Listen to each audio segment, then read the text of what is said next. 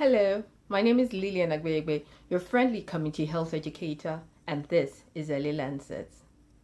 One of the health issues that public health practitioners are drawing awareness to in the month of January is cervical cancer.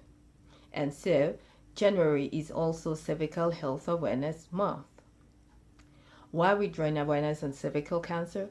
Well, because cervical cancer is preventable.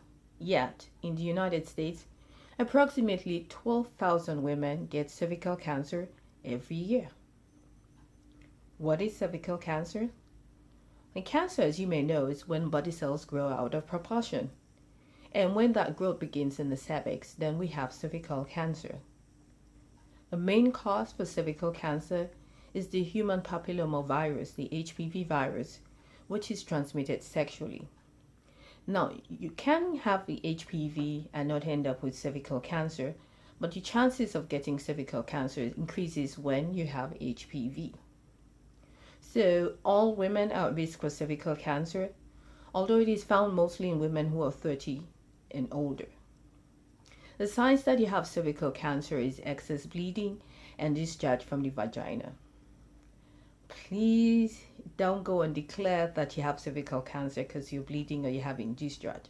The only way to know that you have cervical cancer is to have a clinical diagnosis. Talk to your primary care physician, have the appropriate referrals, and then you can come to that conclusion.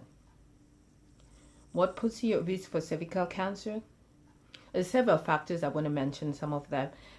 Having HIV, immune system is suppressed, and that is increased risk. Having many sexual partners, and smoking. When you think smoking, it's possible to think that one is only at risk for lung cancer when one smokes, or maybe mouth or throat or the larynx cancer. But smoking is actually a risk factor for many other cancers, and cancer of the cervix is one of them. If you do have cancer, cervical cancer, it's possible to treat it the same way a lot of other cancers are treated. So you can have surgery to have the cells removed, can have chemotherapy to kill the cells, reduce them, shrink them, or have radiation to kill them. However, we would prefer that you do not get cancer, and so we want to share I would like to share some information about prevention.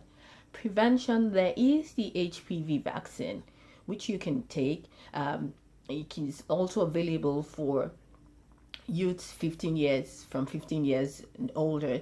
People can get the HPV vaccine. You can have your pap test, which is recommended to be done from the age of 21, and follow the schedule recommended by a primary care physician. Practice safe sex and don't smoke. If you're smoking, stop smoking. You can get more information on cervical cancer and other health conditions at cdc.gov. If you have any questions, you can email me lalances2@gmail.com. I look forward to sharing some more information with you some other time, but until then, I'd like to encourage you to take an active role in staying healthy.